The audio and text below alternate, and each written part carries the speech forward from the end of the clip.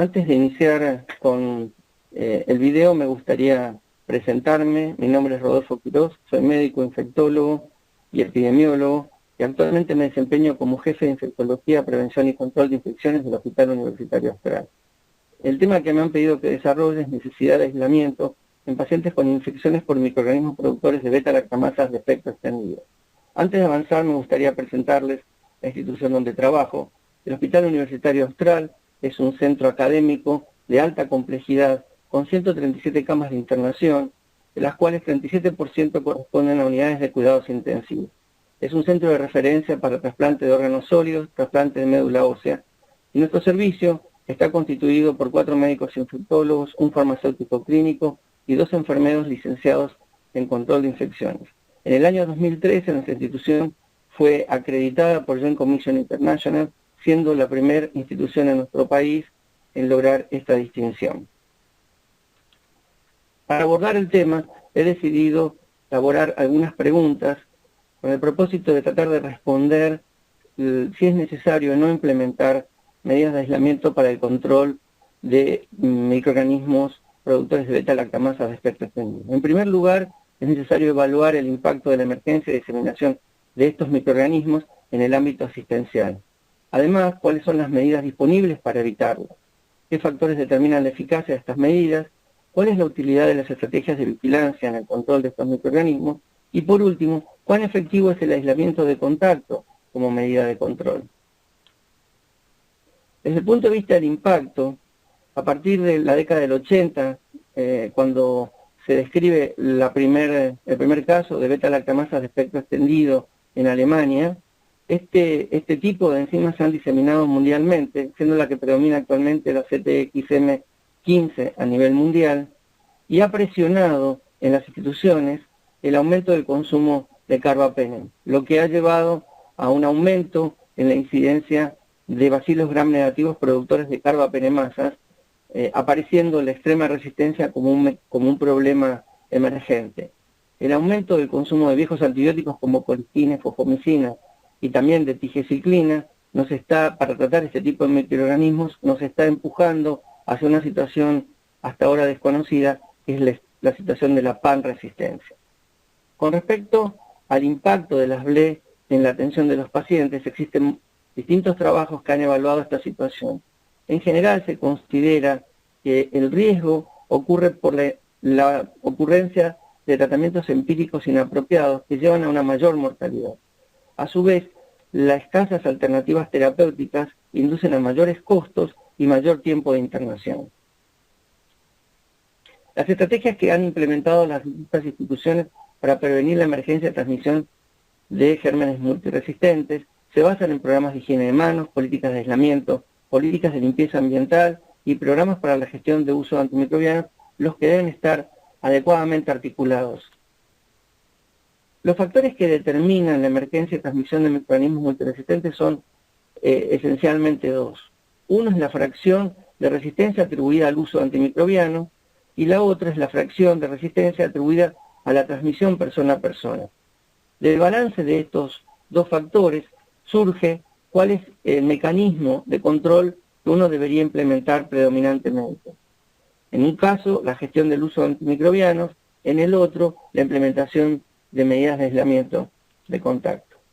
Hay otros parámetros que también deben ser considerados a la hora de implementar medidas de control. Algunos dependen del microorganismo, como por ejemplo la tasa de detección, que es la capacidad de detectar colonización a través de cultivos de vigilancia, o bien la duración de la colonización, que es el tiempo en el que el paciente persiste como portador.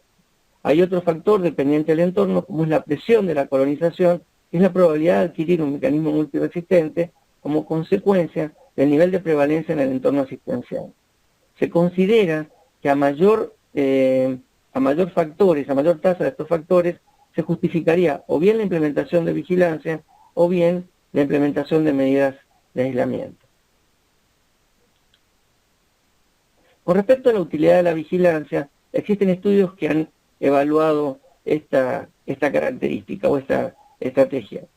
Uno de ellos es un estudio prospectivo a 18 meses entre el año 99 y el año 2000,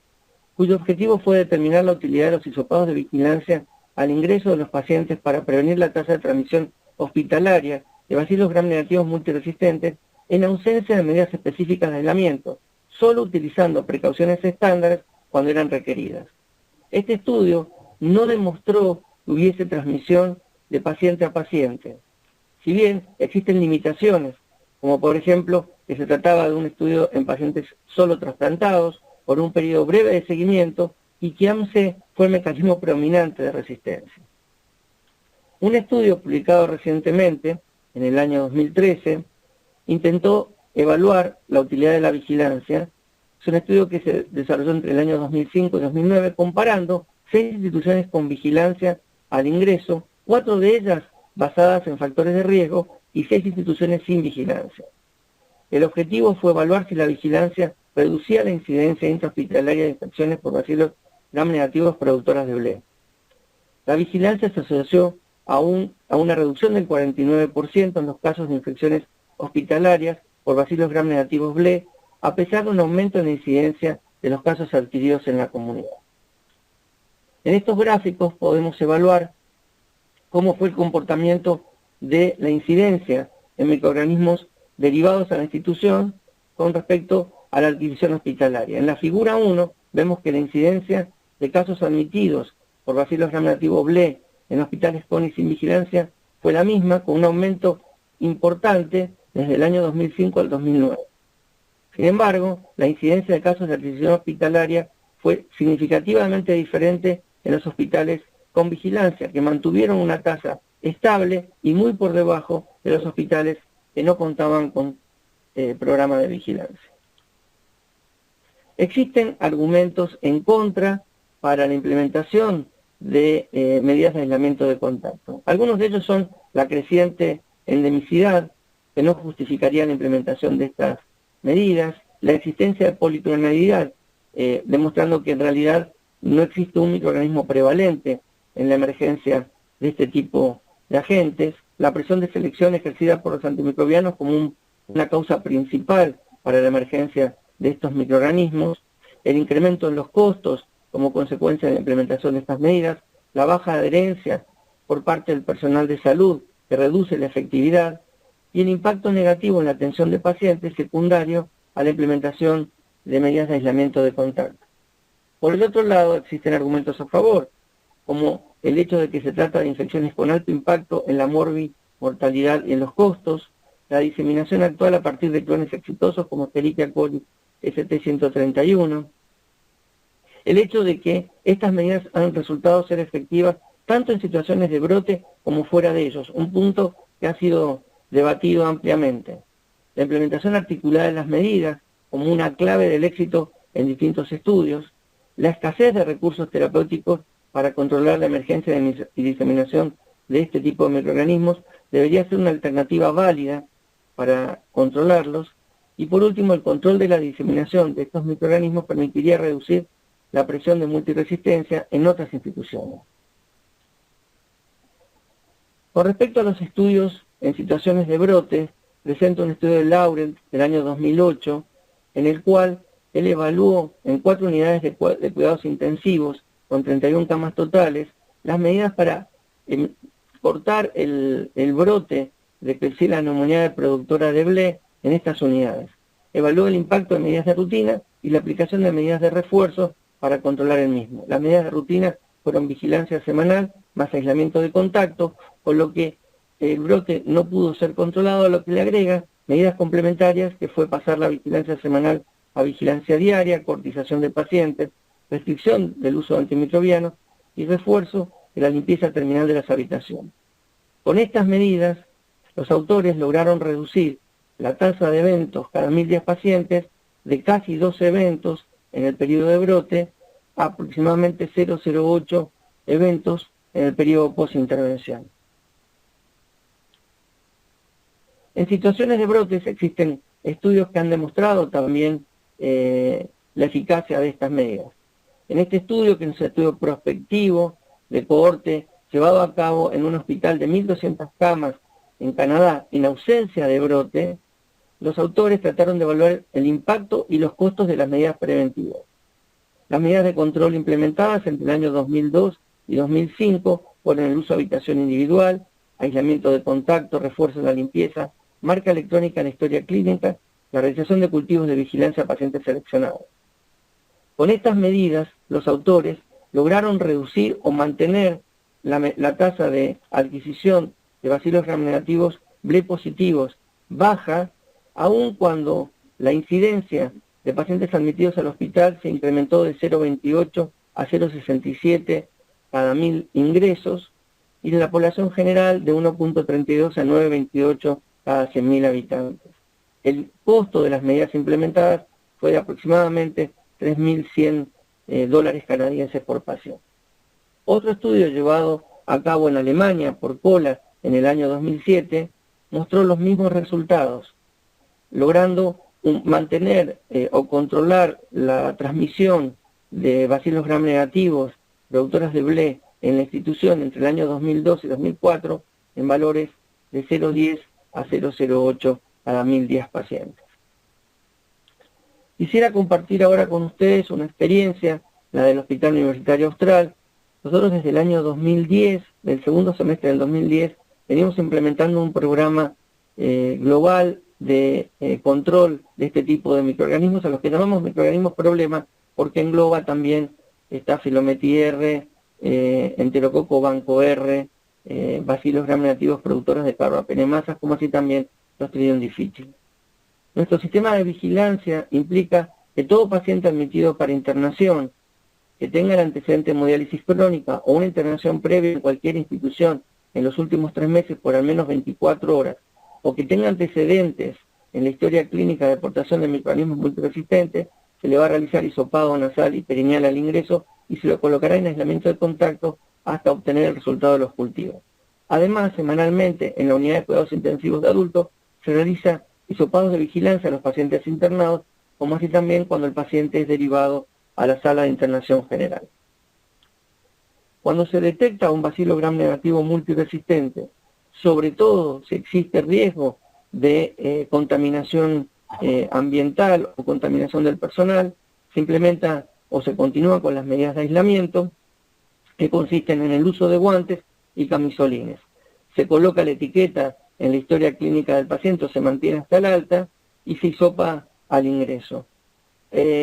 Concomitantemente, algunos estudios que demuestran que se puede realizar hisopados consecutivos y levantar el aislamiento con 3 hisopados negativos. Nosotros continuamos con esa política, pero tenemos la precaución de que cuando el paciente reinicia tratamiento antimicrobiano, implementamos medidas de control y tomamos hisopados de vigilancia para estar seguros de que el microorganismo no reaparezca. Con esta política, en nuestro hospital, la tasa de aislamiento de contacto es de 25 días por cada 100 días pacientes, de los cuales el 51% corresponden a bacilos gram negativos productores de BLE y el 19% a aislamiento preventivo en la espera del resultado de los cultivos.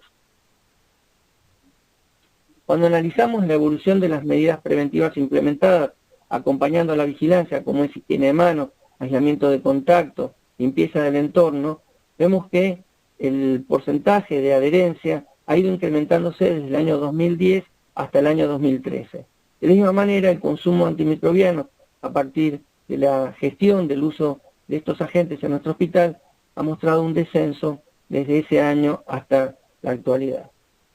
Con esta estrategia podemos mostrar un dato similar a los resultados que mostramos para el grupo canadiense, donde la tasa de incidencia de transmisión y emergencia de microorganismos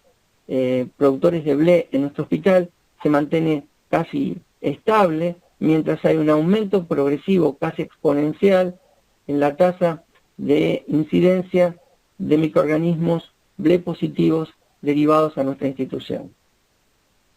Más allá de la implementación de estas medidas, es necesario considerar los efectos negativos y los riesgos que producen sobre la atención de los pacientes. Principalmente en las medidas de aislamiento, los que tenemos que considerar son la pobre adherencia por parte del personal asistencial, el impacto psicológico para el paciente,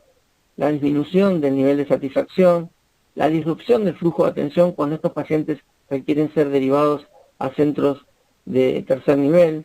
el compromiso de la seguridad de los pacientes y el incremento en los costos. Sin embargo,